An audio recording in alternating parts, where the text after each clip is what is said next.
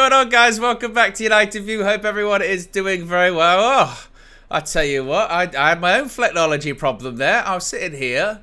I'm like, right, I'm ready. It was like 2 minutes past. We were a little bit late because lots of stuff was coming about. Ten Hag talking about Malacia, a bit more about Mazraoui. So I'm getting that set up so I can bring that to you. Click go live. If you've ever experienced the sort of back end of YouTube, there's a big button. Says go live. Click. Nothing. Click it again. Nothing. I'm clicking it. I'm going, guess this thing's not going to go live. And then nothing was working. It's one of those ones where you go, right, go. And then everything goes, no, I don't want to. Just don't. No, thank you. I'm not gonna go live. Go live. 9 o'clock. We've got a show to do. No, it's not. Forget that. We fixed it though. It's fine. How is everybody? Are we good? It's Friday, 2nd of August, and we are here. And we've got a lot to talk about, actually. We've got Scott McTominay. We'll be chatting about that. New bids going in. I've just seen to the left of me, as I said yesterday, if I'm doing this, it's because I'm looking at news. To the left of me, I've just seen they've sort of confirming injury updates on Lenny Yoro and Rasmus Højlund. Confirmed that 3 months Lenny Yoro, 6 weeks Rasmus Højlund. Bit of an injury update on Marcus Rashford and Anthony. We'll be chatting about that, but we'll be talking about Scott McTominay, the latest when it comes to him. Erik ten Hag did have a press conference last night. They're based out of UCLA, so he spoke to the media yesterday evening, morning, however you want to look at it. We're bringing you the quotes with all of that. A bit of an update, as I mentioned, when it comes to Marcus Rashford. Some stuff about Mazraoui this morning and how that one's basically same as it was yesterday, ready to go. It's just a case of waiting for that Aaron Wan-Bissaka deal to go through. Of course, the story was yesterday. Wan-Bissaka, according to Florian Plettenberg, has agreed personal terms with West Ham now. So it's just a case of United and West Ham agreeing on a fee. West Ham want to pay 10 million. Manchester United want them to pay 18 million.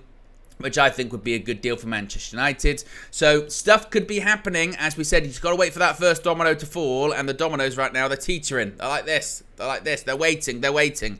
So we shall see indeed what happens with that. But plenty to get into. Be sure to smash a like on the like button. Be sure to subscribe, bottom right-hand corner. As Joe Blackman says, it was not syncing. Yeah, I know. I was literally... Do you know, it's so... You realise how sort of technologically attached you are that... You're used for years, you use the mouse and click on things, and when it just doesn't click on things, you feel so helpless. You go, oh, then what do we do? What do we do? There's nothing. It's all broken. But it was fine. It was all fixed. Little tip. It's like from the IT crowd. Have you tried turning it off and on again? That's always the way to fix near enough everything when it comes to computers. When it comes to technology, it's all right. Shut some stuff down. Restart, and usually it starts working. So, it's one of those. Marion says, morning, Owen. Javid says, good morning, Owen and UV family. Redline says, Owenology. I know, it's usually a flex thing. It's usually a flex thing that I to be honest, heaven forbid, I can't even think of the amount of flexnology he's probably had on the tour that we don't know about. I'm sure there have been a bunch. I'm sure there have been an absolute bunch of flexnology, of things that he's had on tour. Yes. Couple of super chats here already, then we'll get into the McTominay news. Tabrez says, imagine McTominay scores a Stretford End winner at Old Trafford on his debut for Fulham. That's an actual possibility. Big up to UV, Owen, KG, Flex, Josh, etc. Well, look, that's the case for any player, isn't it, for Issa? I mean, I get your point that that first game of the season, he could play for Fulham, he could score, but a player coming back to score at Old Trafford, it's not as if it would be the first time that it would happen. I get what you mean in terms of on the debut, first game of the season. Certainly that would be a story, wouldn't it? But we've had players come back and score at Old Trafford before. Certainly not a reason not to get rid of a player. What happens if they score against us? Oh my goodness me. Red Baron with the super chat here says, we have to sell to buy. However, the previous regime of bankers put these players on such high contracts, it's difficult to move them on. We'll talk about that because I do think there is a bit of misplaced anger involved in, and I do think it's kind of wild, but misplaced anger in terms of Manchester United and how we're operating now in the transfer market, even though a couple of weeks ago we were all raving, going, it's great, and now we're in the same position that everyone else is in, by the way. Every other club, pretty much, in the Premier League and across Europe is in the situation where it's like, to buy players now, you've got to sell them. And as you mentioned, Red Baron, we're not very good at selling players because of sins of the past. And our methodology, seemingly as fans, to convey this anger is to blame the people who had nothing to do with putting some of these players on contracts and can't sell them now. It's all their fault, and it's their fault. And also, screw that. We should just buy players anyway, right? That's what we should do. Yes, it's completely logical, the way we're thinking at the moment. Let's get straight into it then. Let's get into this McTominay stuff. So, looks like McTominay, he's the name, isn't he, that could be moved on next, along with Aaron Wan-Bissaka. The Athletic, Laurie Whitwell, reporting that Fulham have made a £20 million bid for Manchester United's Scott McTominay. Now, the offer does not meet United's valuation, but the club may be willing to do business at £25 million, as McTominay's sale will go down as pure profit, given that he is an academy player. United are not actively pushing him out, but these are realities of balancing the books with sales needed to raise additional funds for signings. Fulham are progressing with talks in the belief that McTominay, 27, is open to the move to get a fresh challenge and a more regular starting role. There is also interest in McTominay from Galatasaray. Tottenham Hotspur have been linked but not considered a realistic destination. Fulham have raised their bid after previously offering £17 million for the Scotland international. He has 1 year left remaining on his contract, although the club can extend this by an extra year. This is a similar situation to a bit like the Harry Maguire situation, where he does have a year left, but it's got that option of an extension, which is different, of course, from Wan-Bissaka, from Lindelof. Those people, of course, they had their contracts extended last year with that option, so it's legitimately 1 year left. Now, last month, United manager Erik ten Hag appeared to confirm interest in McTominay, but stated that he wants him to stay. And we'll circle back to that one a little bit, because obviously he did talk about McTominay in the press conference last night. Fabrizio Romano's given a bit of an update on this morning, saying Manchester United remain open to selling Scott McTominay if proposals will go up to a £30 million package. It could be crucial to bring in a new midfielder. Fulham want to insist and push to make it happen.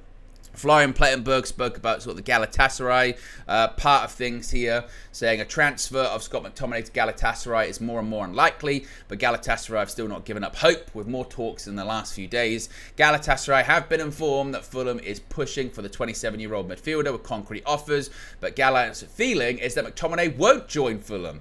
Manchester United are still demanding around £30 million. So I think this one's got a real chance of happening. I think I mentioned this yesterday with the reports now that Fulham have put this new bid in, £20 million, whilst it's been rejected, or at least it will be rejected because it's not where Manchester United want that offer to be. We're getting into that territory now, aren't we, where we're getting we're getting close, aren't we? We're getting not a million miles off. I think that the next offer from Fulham might be closer to that £25 million mark, and then Manchester United might look at it and say, actually, we might, we're interested in that, maybe a couple of add-ons, and we can get close to that sort of £30 million package, and that's good money for Scott McTominay. Over a year left on his contract. I don't think you can complain too much about that. We've spoken so often, haven't we, here on the channel, talking about how what would be the right amount of money, and then obviously you get the people facetiously that do the whole, let him go for free, let him go for nothing. That's why I always roll my eyes at the argument of just let all these players go on free, and then we can bring all these new players in, because that will be exactly how it works. We'll use that money we don't get by paying off their contracts, and then bring in Ugarte for like however much money, and then bring in all these players. So you still need to get yourself the best transfer fee you possibly can, particularly when it's an academy player, because it's pure profit. I mean, Scott McTominay, considering the exits that could happen, let's say hypothetically they're Wan-Bissaka, Lindelof, McTominay, he's the one that's going to generate the highest amount of money, and we get to keep all of it as well. We get to keep all of that money and reinvest it into a midfielder, into other positions too. So it's critical that if we do sell McTominay, that we that we sell him for the right price. And obviously it's not going to be what it would be if he had 2 years left on his contract. But frankly, given the situation that we're in when it comes to selling players, if he had like multiple years left on his contract, we probably wouldn't even be discussing selling because we wouldn't be able to, because we really struggle to move players on. It's the real reason that this one's really up for discussion, and it could be a possibility, is because he's got that year left. And if a bit like Manchester United with Varane or whoever, when they go, well, we're not really going to trigger that option, they say to the people, we're not going to trigger that option. Different, I understand, different, because obviously the wages in comparison between those two players are massively different. But my point being is, if Man United say to Scott McTominay, look, we're looking to get rid of you if the right price, is met, and also that sort of triggering of the option we're just not going to do, then he's like, right, well, I guess then I should look at other options. As far as Erik ten Hag being very complimentary about him, which we'll talk about when we do the press conference, I'm not surprised. I mean, there's an argument to be said that McTominay has really helped Erik ten Hag, particularly over the last 12 months, by helping him win games that otherwise he probably wouldn't have won, by scoring late goals and important goals, whether it be against Brentford, whether it be against Aston Villa or other ones. He's been a very important player to Erik ten Hag in a season last season that was a complete disaster. Had McTominay's goals not occurred, it could have been a lot worse. So I'm sure that Erik ten Hag will always be very grateful for that. Why wouldn't he? And also, we need to remember here, he is never, ever, ever going to go out into the media and be like, yeah, I don't want him. Yeah, good. We want all the money we can possibly get for him. Screw McTominay. Of course, he's going to be complimentary about him. He's always complimentary about his players, right? By select examples, and some of them I think were massively overblown, like with the Sancho situation. So we do this sort of weird thing, don't we, when we pick and choose when we believe Erik ten Hag's telling the truth or not. He wasn't lying then, but now he's lying. Now he's lying. When you take a step back and look at it, you realise that he's always very complimentary about his players. He always says he really likes them, he's really happy with them. And in the case of McTominay, why wouldn't he be complimentary about him? Because he's never done wrong by Erik ten Hag, has he? He's always, more often than not, been available. He's scored important goals over his last 2 years that he's been here, Erik ten Hag. So, of course, he would be complimentary and nice about him and say that, I really like him and I'm really happy with him. Why wouldn't he be? And the thing is, those same people that would criticise Erik ten Hag for saying those nice things about him, if he said the reverse and said something critical about McTominay, they jump on him for that. And they go, look at the way he talks about his players. Look at the way he talks about them. Terrible. Man management skills on the floor, in the bin. Erik, get out of here. You can't win in that scenario, can you? So, going back to the deal itself, it looks like, I would think, Fulham probably put another bid in, and the reaction to that one is going to be very curious, because if that one is around that sort of £25 million mark, then United, as Laurie Whitmore mentioned, probably then come to the table and go, right, let's talk. And critically, if we are going to get Ugarte, or we are going to get, and it might not be Ugarte at this point, it might be another midfielder, then it's got to be McTominay that's going to go, isn't it?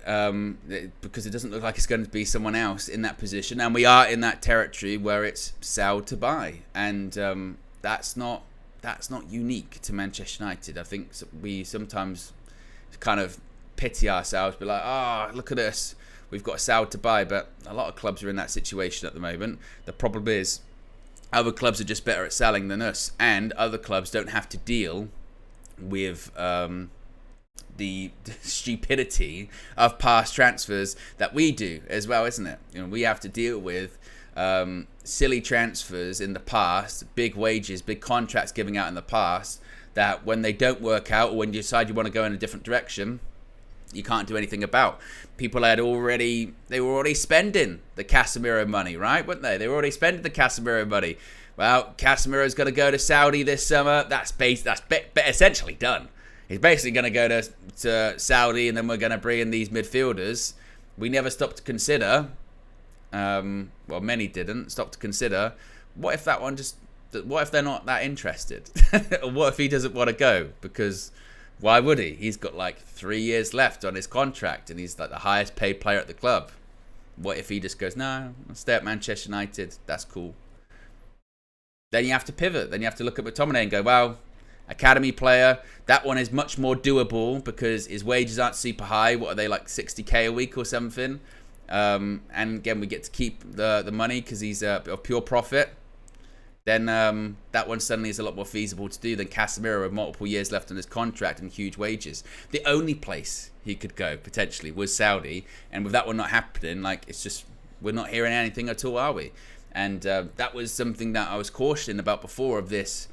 Let's not just assume that one's going to happen, because it might not, and it hasn't, and it doesn't look like it is. I mean, that all of that Casemiro stuff right now is ice cold, isn't it? Really, completely ice cold now. Nothing.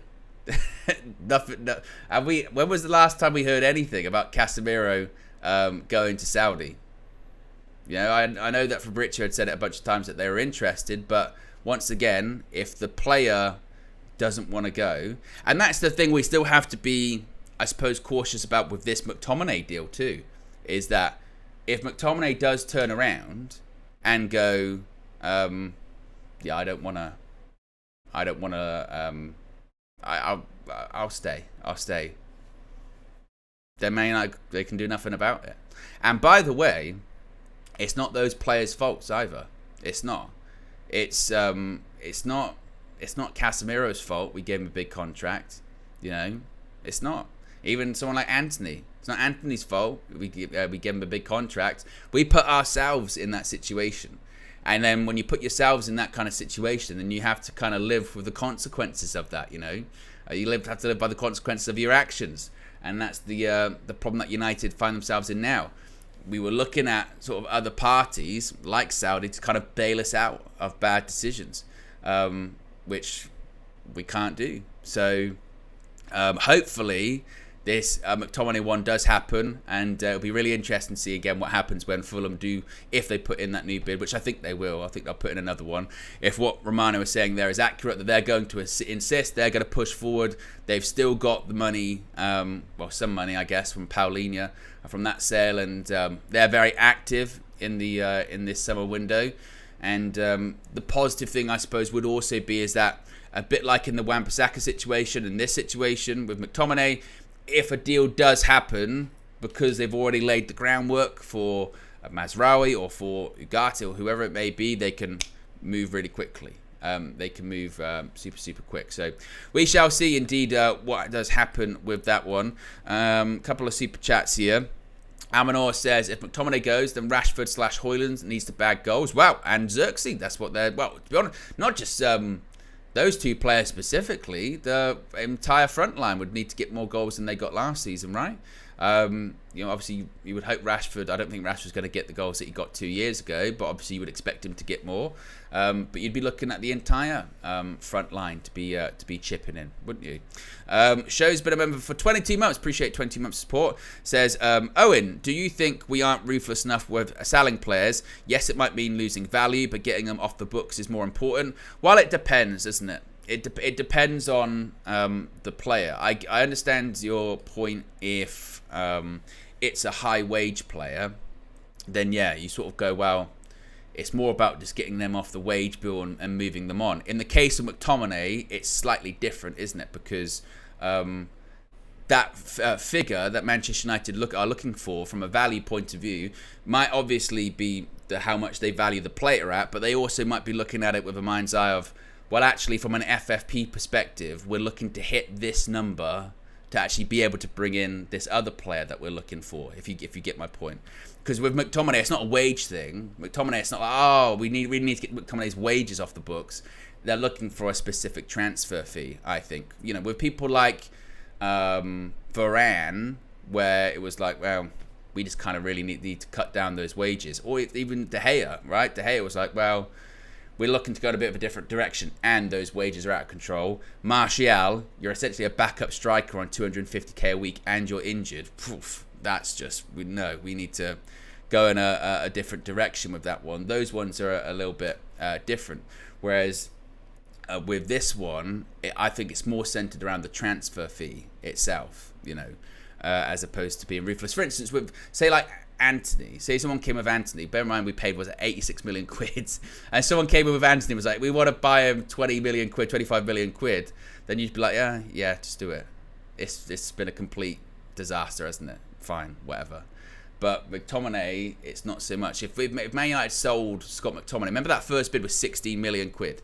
If we sold McTominay for 16 million quid, then there'd be a lot of complaining about that, which I think is fair, because that's not a good value. Same with Wan-Bissaka. I know he's got a year left in his contract, but if Man United sold Aaron Wan-Bissaka for £10 million in this current market, then I think Man United fans would be right to be going, like, I'm all for, get rid of the players, moving on, but we still need to, again, get the best deal for United, because we will be the first to complain, won't we? We'll be the first to complain when we can't go for a specific player because we don't have enough in the budget, or we don't have enough from an FFP perspective because we undersold a lot of players, because we were like, well, we just want to get rid of them. We just got to get rid of them as quickly as we can. We still have to get what is, again, a decent value, and also just from a message point of view, isn't it?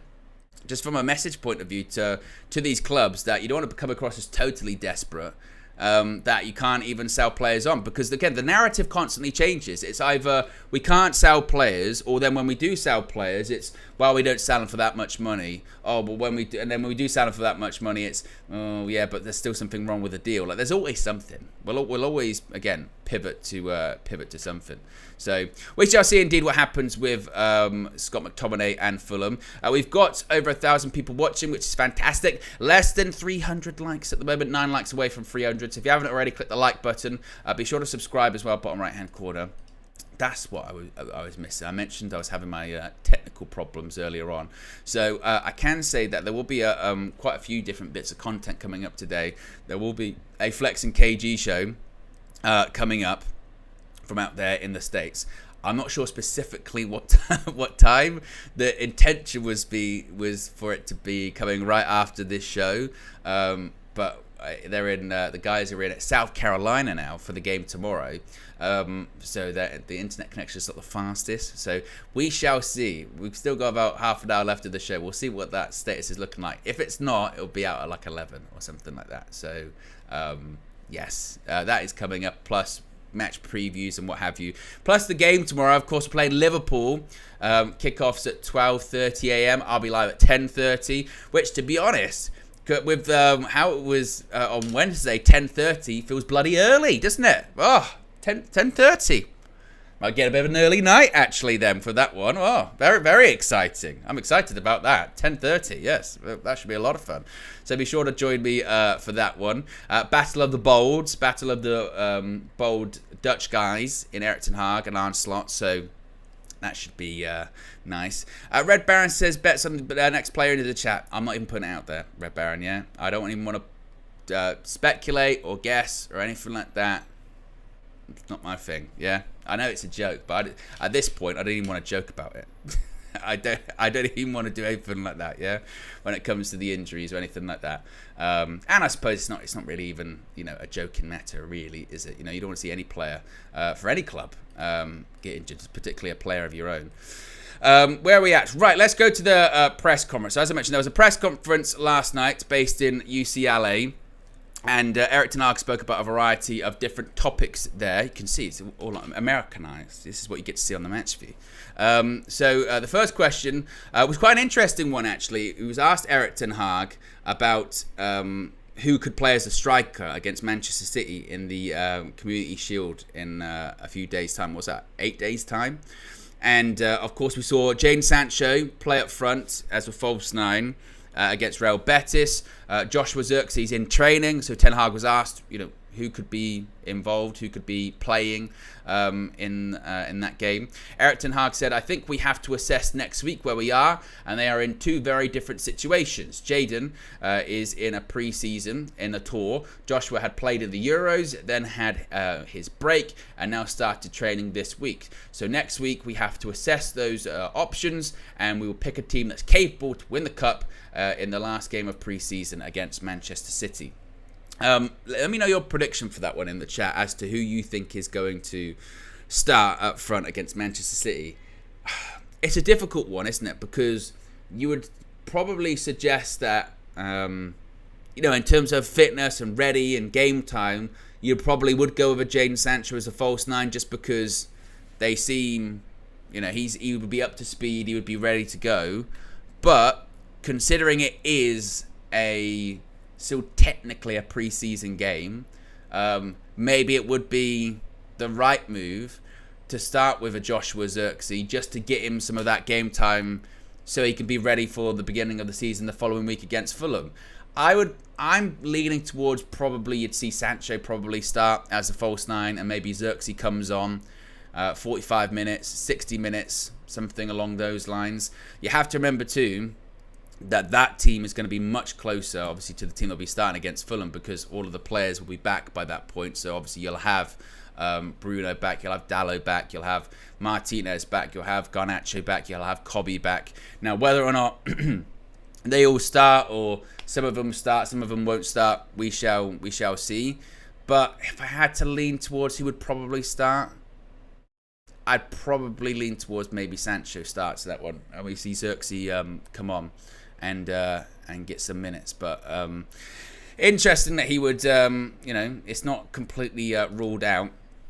Now this kind of goes back to what we were talking about the selling to buy and what have you.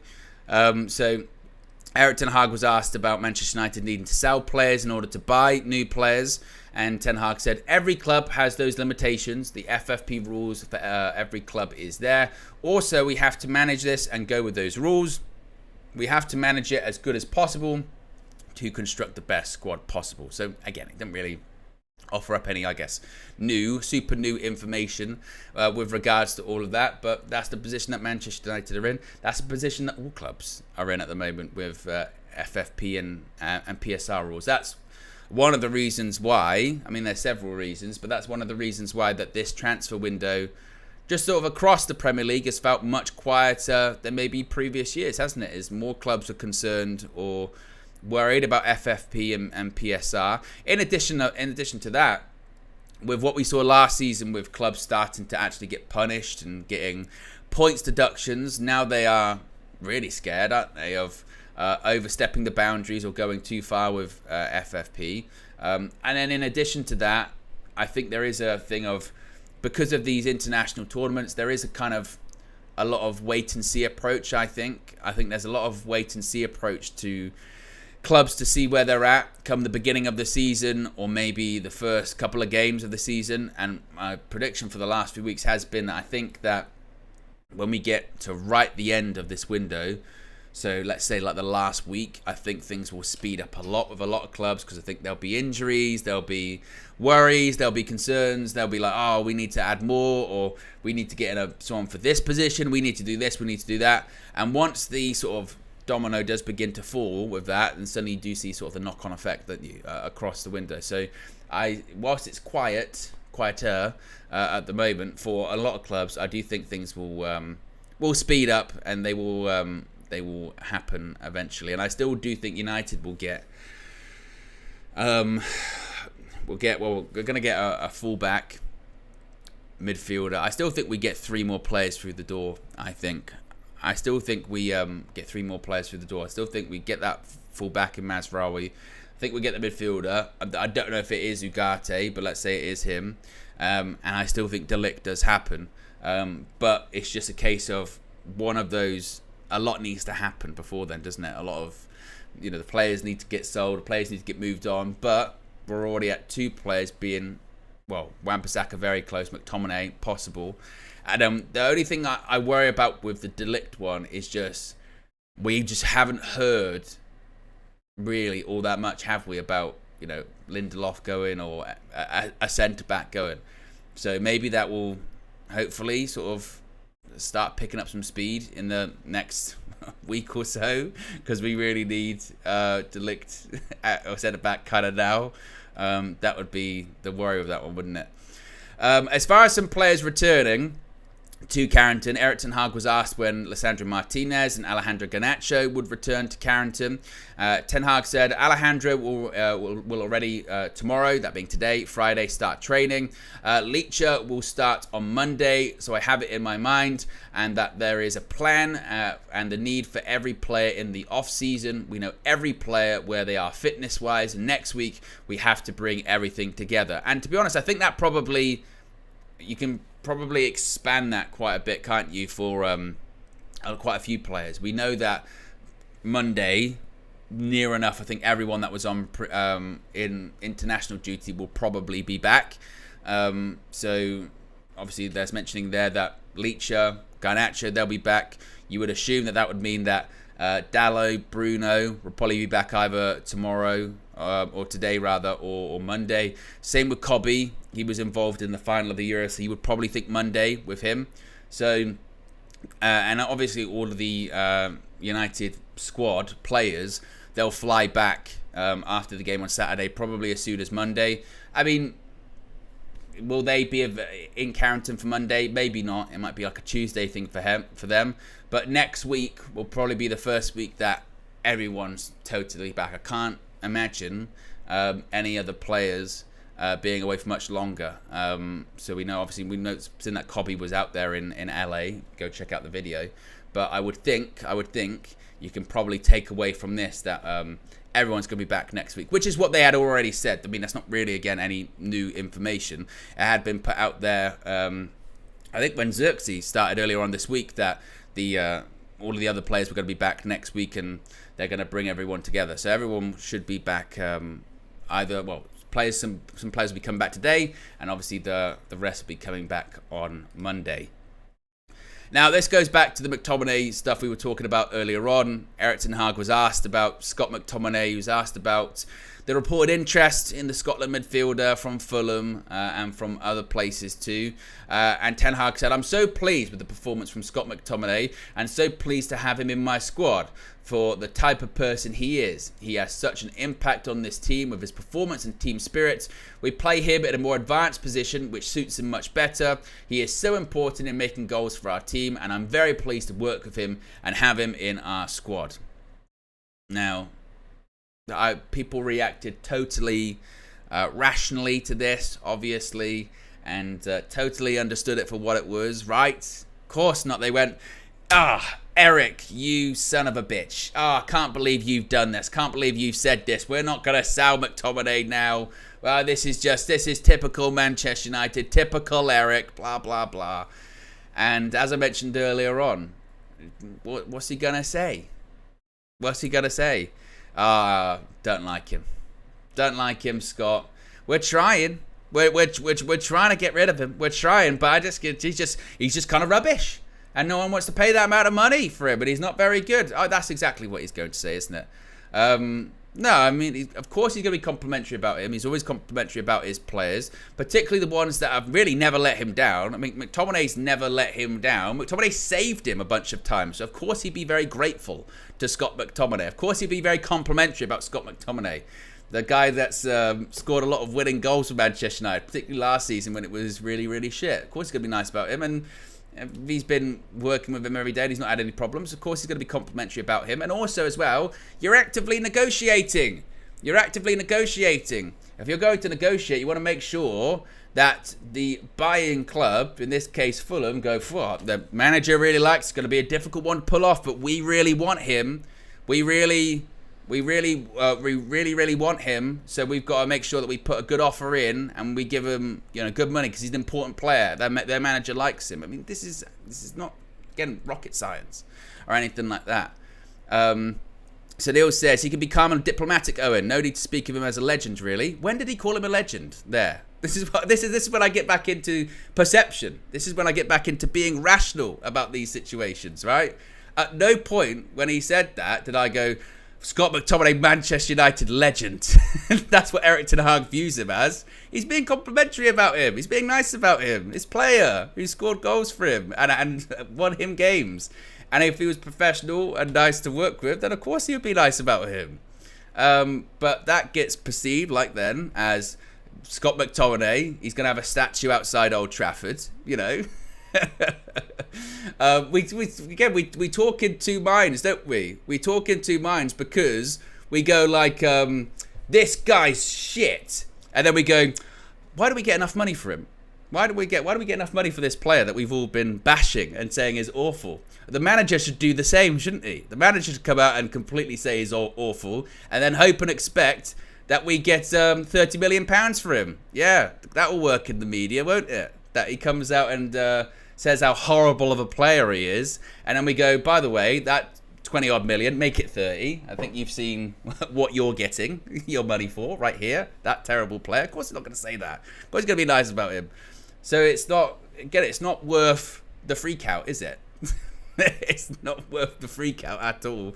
It being nice about a player. And this is what's so funny. And I look forward to this, another season of this with the press conferences where we, and I'm guilty of this too, but when we do this, oh no, he's telling the truth here. He's not lying now. When he was talking before, he was lying. Now he's lying.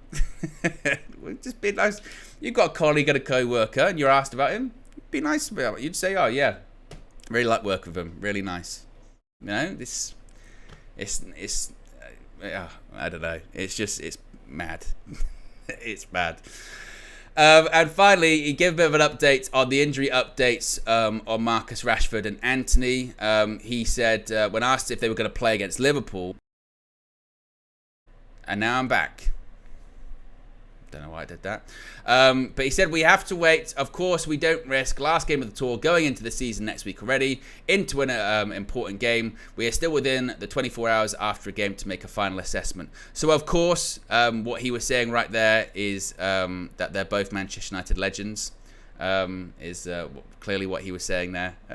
And then we're not gonna sell either of them. Is what they said. Is what I interpreted from that one.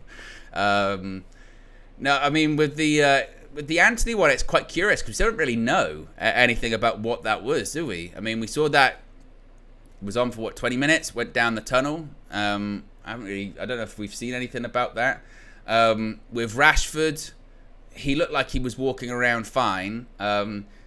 It's safe to say, fair to say, if there's any element of risk, I mean, Ten Hag said it there, we're not going to risk, just don't play him. Just don't play them, you know.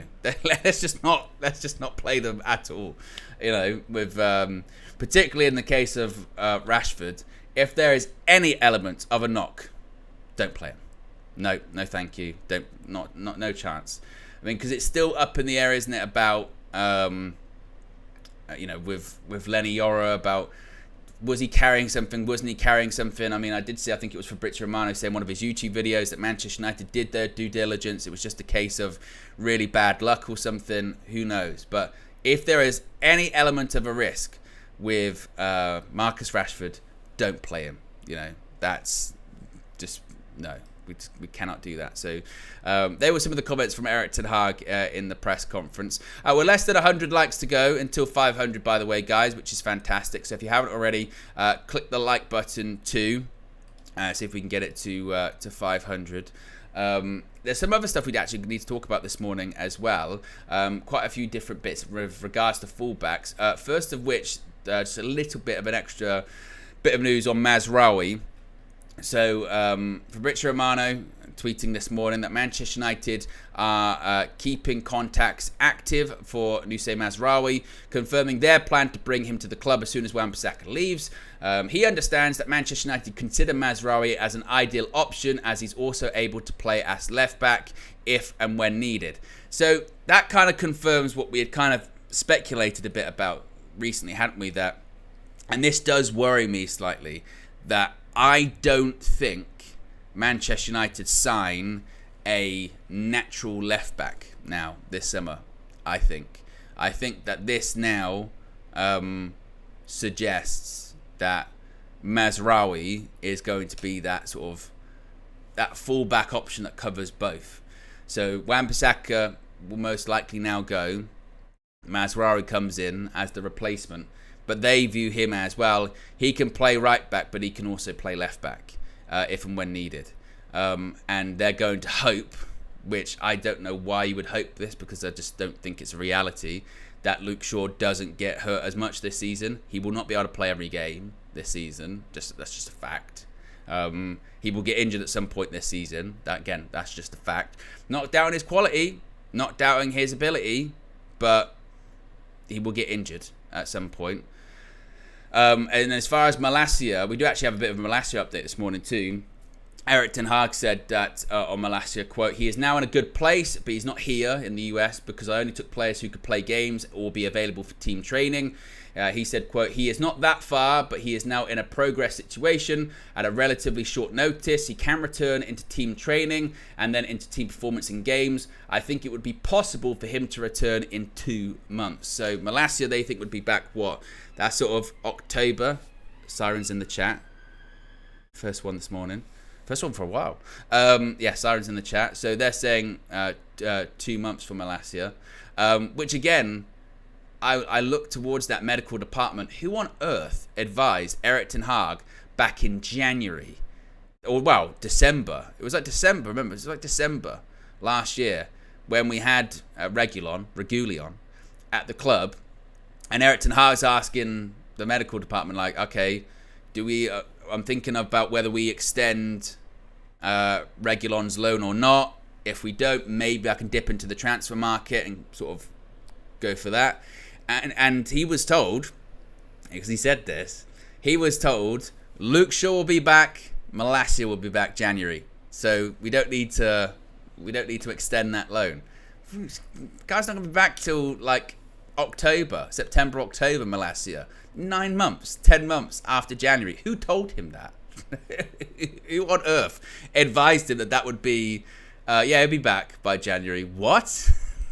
Excuse me? With Malacia, honestly, at this point, I'll just be glad to see him get back out on the pitch, get training and get playing. What his long-term future looks like at Manchester United, I don't know.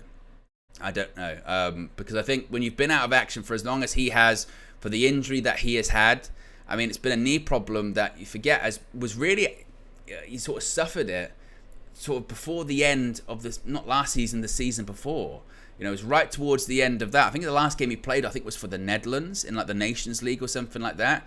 And the timeline of the injury has been so bad for him that he had the problem, came back to pre-season last year, didn't participate in it. It was like, oh, my knees, let's look at it. They thought about whether they could manage it. Turns out they're like, right, got to have surgery, has the surgery botched. Then he's got to have another one. And then setback, to the point that I think for him, on a sort of a human level, on a personal level, you just hope, I really just hope he can just get back out there. I don't know what version of Malacia can come back, or what his future at United looks like in terms of he's going to be playing long term again for us, because who knows, when you're out of action that long, just getting back alone and playing to a high level is a massive accomplishment, isn't it? So on that side of things, I hope he does just get back. But it once again leads you to the conversation about the left back spot, because you've got Luke Shaw, who's, yes, he's fit now, but let's face it, if between now and the Fulham game we find out that he pulled his hamstring or he pulled his calf, are we going to be here and be shocked? No, we're going to be like, well, joke's on us, really, isn't it? Because we assumed that wouldn't happen. So that will happen at some point.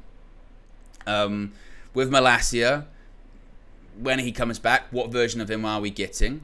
And we've seen players in the past with Man United. Remember Owen Hargreaves, and I hope it doesn't go down this route, but Owen Hargreaves came to United, brilliant first season. Was when winning the Champions League. I remember he scored free kicks against Arsenal and against Fulham. I remember he scored a great free kick, and he was just a brilliant player. So when he was just sort of playing for England, he was fantastic. And next thing you know, he just didn't play again for like 2 years. And then when he came back, I remember, I think, who was it against Wolves? I think it was against Wolves. And he hadn't played for like, again, 18 months, 2 years. And then he was off in like 10 minutes. He pulled his hamstring or something. And you just realised like it was just done. So I hope that's not the case. But my point being is, when you're out of action for so long, you never know what your version of yourself you're coming back as. So you've got that situation going on. Now, I know that Amas has been playing on the pre-season tour, and whilst he has been impressive, he's looked neat and tidy on the ball, I do have some reservations just at this stage of his career about how ready he would be for sort of Premier League football. Because I think the one thing you could maybe be a bit critical on him, and again, this isn't like, slamming a teenager or anything like that, because he's still got a long way to go and he's still very young, is physicality, isn't it? It's just a bit of physicality, and you would worry that in the Premier League, if he went up against an all-action winger, would he be able to deal with that to the extent that Manchester United could rely on him? And you wouldn't want to put him into a position as a young player where he's going to be set up to fail, and you could just completely shoot his confidence doing that too. So whilst I do think he could be an option, Harry Omas, I do think Man United need to be very careful with him and again really protect him from not putting him in positions where you're setting him up to fail, if that makes sense. So he could be an option, and going into the beginning of the season, we might have to use him as an option. But I think we just need to be quite careful and protect him. It'd be interesting. I would think he'd probably play against Liverpool tomorrow. And they've got some pretty now well-known wingers, haven't they? So hopefully we'll get a better look at that tomorrow. Because he has done well. But it's been a bit of a mixed bag at points with him. I mean, he got that assist technically, didn't he, for the Ahmad goal? And I do really like actually his play going forward. Amas, he does look really tidy on the ball. His link up with Rashford off the left was actually pretty good too.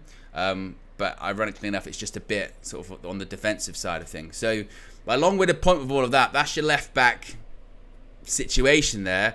And then with the Mazraoui stuff, it does look like instead of going like, oh, we're going to get a right back and a left back, it looks like that we're going to sell Wan-Bissaka. Mazraoui's going to be the replacement naturally for him, but United will view it as, well, he's multifunctional, he can play on both sides.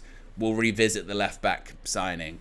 And that does just kind of worry me a bit because for me, I've always felt like that left back position was so important to buy a natural left back this summer, and if we haven't done it, that does worry me because we're once again we're in